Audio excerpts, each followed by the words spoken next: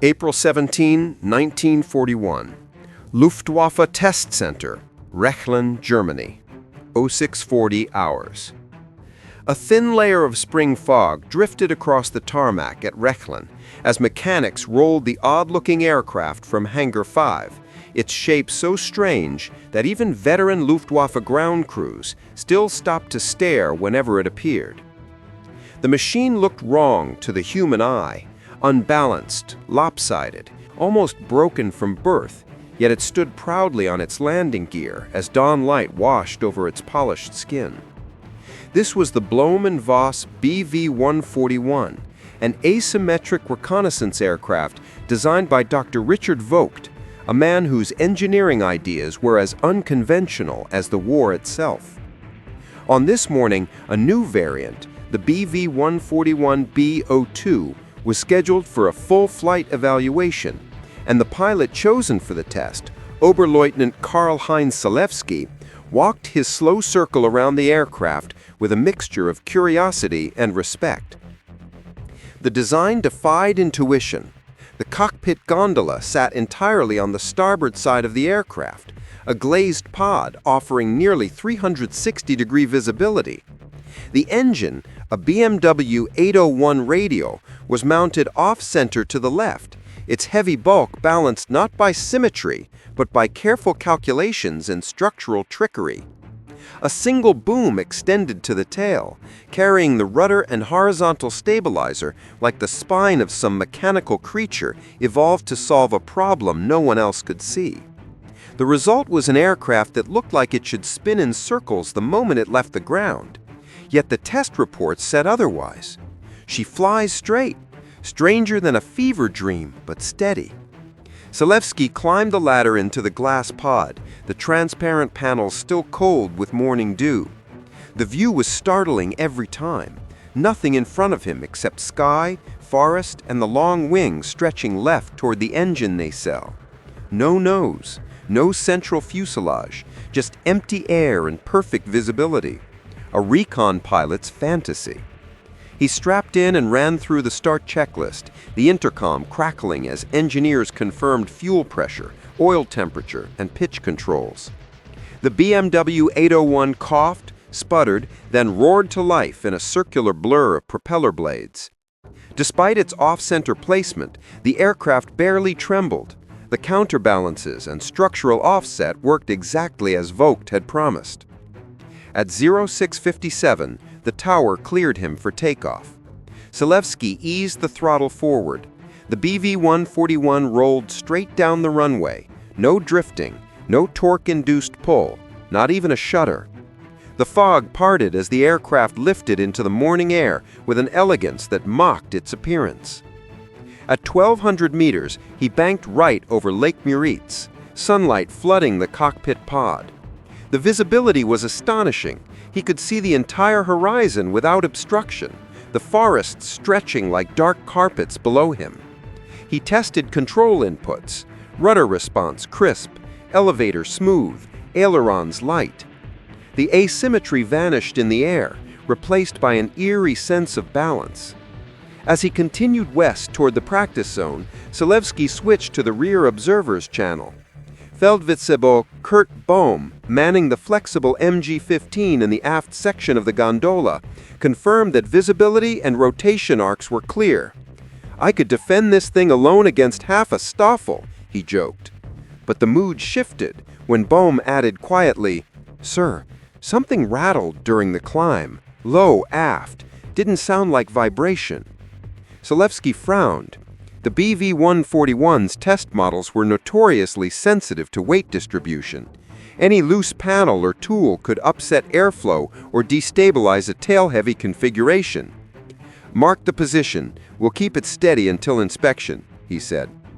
At 0714, as the aircraft crossed a patch of forest near Buch, the subtle rattle returned, this time accompanied by a faint metallic clink. Not engine noise, not airflow, something shifting inside the tail boom. Selewski trimmed the aircraft level. Instruments read normal. Oil pressure strong. RPM stable. But the sound persisted, soft, rhythmic, like metal tapping metal in the slipstream. He checked the inspection mirror mounted outside the gondola. The tail appeared stable. Control surfaces responded. Still, unease crept through him. Rechlin, this is 141BO2. We may need to shorten the test. Possible loose component in empennage. Silence. Then static. Then the tower replied, understood, return when feasible. Selewski turned gently east for home. But as he banked, sunlight hit the tail boom at a different angle, and something flashed, a small glint, not natural, not a reflection he recognized. He steadied the aircraft again, heart tightening. Berm, can you see the tail hinge from your position? Negative, sir, not fully, but hold on. A pause, then a low whisper. Sir, something inside the boom. Selewski stiffened. Inside? Movement, behind the inspection panel. I swear I saw... The intercom hissed. The tapping sound came again, louder this time, longer, a dragging scrape, then silence. Selewski kept the BV-141 level, every control input smooth as glass, the aircraft flying perfectly despite the wrongness growing in his gut. He didn't trust the sound, didn't trust the silence that followed, didn't trust the way the tail casting now reflected sunlight in irregular patterns, as if something beneath the metal had shifted. Rechlin's runway finally appeared through the fog. Selewski lined up the approach, breath held tight. The aircraft behaved flawlessly, descending with textbook stability. But just as the wheels touched the ground and the struts compressed, something thud inside the tail, hard, heavy, unmistakable. Both men jolted in their seats. The BV-141 rolled to a stop. Ground crew raced toward it. Selewski stared at the tail boom, his pulse hammering. Whatever had moved inside there, whatever they had heard at altitude, it had stopped again the moment they reached the ground. And when mechanics removed the first inspection panel minutes later, shining flashlights inside the hollow tail structure, their faces drained of color at the same time. Something had left gouge marks, deep, curved, fresh, along the inner ribs of the boom, marks no mechanical component could have made.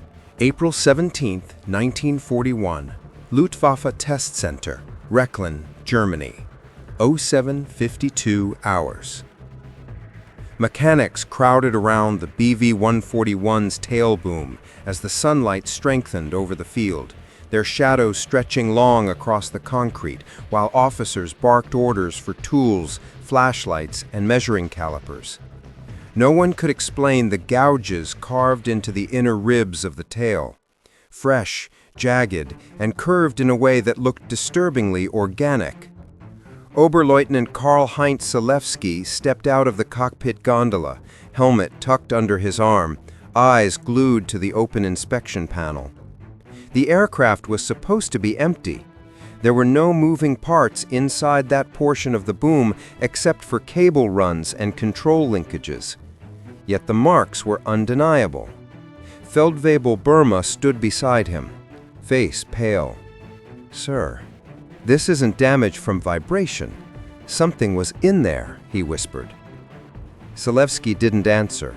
His mind replayed the tapping in the air, the metallic scrape, the glint of movement beneath the skin of the boom. He approached the senior mechanic, Meisterfeldwebel Rudi Albers, who knelt inside the access panel with half his body buried in the structure. "Report," Selewski said.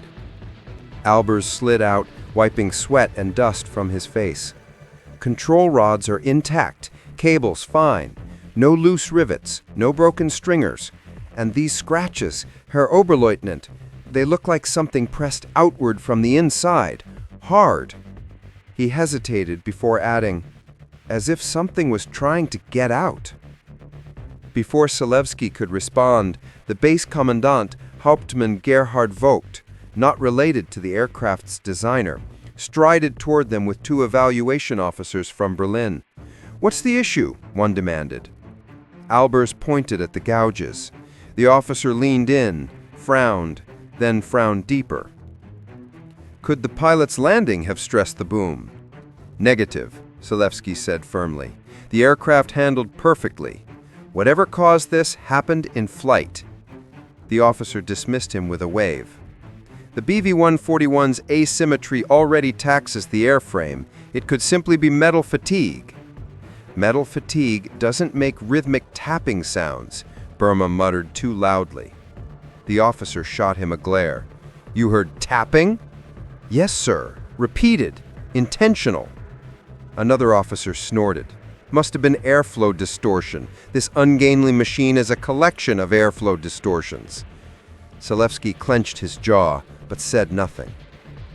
Engineers moved in with fuller tools, seeking hidden cracks or foreign objects. As they removed a second panel farther up the boom, a thin shower of dust spilled out. Not ordinary dust, but metallic flakes, fine as powder, shimmering like ground aluminum. The chief engineer ran a gloved finger through it. "This wasn't here yesterday," he said quietly. More officers arrived, more theories followed. Thermal expansion, micro-cracking, resonance harmonics.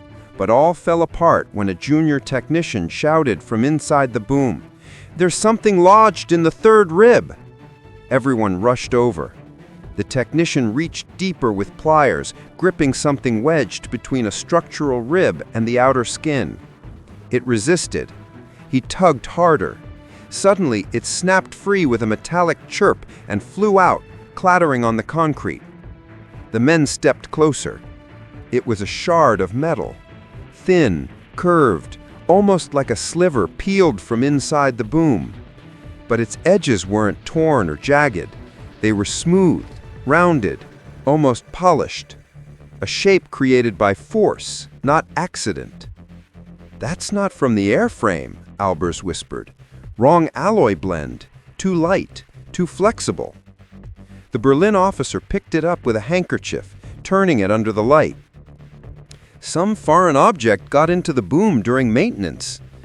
"Maintenance was last night," Albers said. "All covers sealed, no tools missing, no debris reported." Someone in the group, voice barely above a whisper, said, "Then how did it get inside?" Tension thickened around the cale like humidity before a storm. The officers ordered the entire boom dismantled, section by section. Rivets were drilled out, panels removed, the internal structure exposed piece by piece. Nothing else unusual emerged. No animal intrusion, no foreign material, no loose equipment. Only the strange, smooth scratches, spreading like the curved lines of a clenched fist dragged across steel. At 09:20, just as they began removing the final access panel near the empennage, the wind suddenly shifted across the field, blasting dust into the crew's faces. The BV-141 shuddered slightly on its landing gear. Selewski heard a faint noise, fainter than before, almost inaudible, but unmistakable. A single tap. Inside the boom. Every mechanic froze. Albers slowly leaned forward, face inches from the open structure. Nothing moved, no sound followed, but all eyes turned to Selewski. He nodded grimly. "You heard it too." The Berlin officers exchanged uncomfortable glances. One of them scribbled notes quickly, muttering to the other. Finally, the commandant spoke. "Seal the aircraft. Restrict access to authorized personnel only. This investigation is now classified." Mechanics stepped back as guards arrived to cordon off the BV-141. Officers disappeared into the hangar for a hushed conversation. Selewski and Burma stood in silence beside the aircraft that had flown so perfectly an hour earlier, yet now radiated an unsettling presence. "Sir," Burma said quietly, "if something was in there, where is it now?" Selewski looked down the length of the boom to the tail, the open inspection panels revealing hollow metal ribs, clean and quiet in the morning light. He didn't have an answer, but he couldn't shake the memory of that rhythmic tapping high above the forest, the glint beneath the skin of the boom, and the moment the aircraft touched down, followed by that heavy, deliberate thud. Something had moved inside the BV-141 during flight, and if the booming, hollow tail now held nothing, then the only question left was the one no one dared ask out loud. Where did it go when the aircraft stopped moving? Part 3. April 17, 1941. Luftwaffe Test Center, Rechlin, Germany, 11:03 hours. The BV-141 sat cordoned off behind a line of sawhorses and armed guards, its asymmetrical frame casting a sharp, crooked shadow across the concrete as the sun climbed higher. Mechanics had been ordered away. Engineers were dismissed. The flight crew was isolated inside a briefing shack under watch. But through the cracked window of that shack, Oberleutnant Karl-Heinz Selewski kept his eyes on the aircraft. The odd machine that had flown smoother than its shape suggested, and yet carried something inside its hollow boom that no one could identify. At 11:10, Hauptmann Vogt returned with 2 men from Berlin, their black staff cars still warm from the long drive.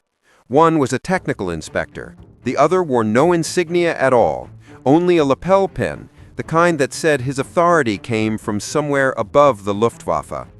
They entered the hangar without addressing the waiting aircrew. A few minutes later, a guard summoned Selewski alone. Not Burma, not the mechanics, only the pilot.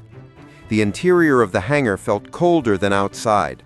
The BV-141 rested beneath suspended lights, its tail boom exposed, access panels removed, ribs visible like the skeleton of a strange animal. The men from Berlin stood beside it, studying notes, diagrams, and the curved metal shard recovered earlier. Oberleutnant, the unmarked official said, voice calm but carrying a weight that forced attention. Describe every sound you and your observer heard in flight. Selewski did. The tapping, the scraping, the shifting weight, the thud on touchdown. The official listened without expression. Do you believe the aircraft was structurally compromised? No, sir, it flew flawlessly. Yet you insisted something moved inside. Selewski hesitated. Yes, based on what? Based on the sound and the marks. The official stepped closer. Tell me plainly, Oberleutnant. Did you see anything? No. Did your observer? No, sir. The official exchanged a glance with the technical inspector, who shook his head almost imperceptibly. Then he led Selewski toward the tail boom. The scratches gleamed under the overhead lamp, fresh, smooth-edged, curved as if made by something dragging along the ribs while the aircraft was under load. The inspector tapped the metal. Not vibration, not stress, not airflow. These marks pushed outward. Selewski nodded. Yes, we thought the same. The official folded his hands behind his back. There is another concern. He pointed toward the small drainage slit at the very end of the tail boom, a narrow opening barely wide enough to slide a screwdriver through. This slit was found open. Open? Selewski repeated. It's riveted shut. It was. It is not now. The inspector held up a mangled rivet, torn, not sheared, from the inside. A chill crawled up Selewski's spine. Before he could speak, Burma entered under guard escort, face pale. Sir, Selewski whispered, you need to hear this. He handed over a clipboard containing the post-flight ammo check for the BV-141's defensive MG-15. Selewski scanned the sheet. One line froze him. Ammunition count before flight, 600 rounds. Ammunition count after flight, 597 rounds. 3 rounds fired? Selewski muttered. But you didn't fire. No, sir, Burma said. I didn't. The unmarked official took the clipboard, glanced at it, and lowered it slowly. Gentlemen, understand this clearly. No one outside this room will ever hear of missing ammunition, moving shadows, or scratching sounds. This aircraft will be reassigned. Its logs sealed, its aircrew reassigned. Reassigned where? Burma asked quietly. Away from here. Selewski stepped forward.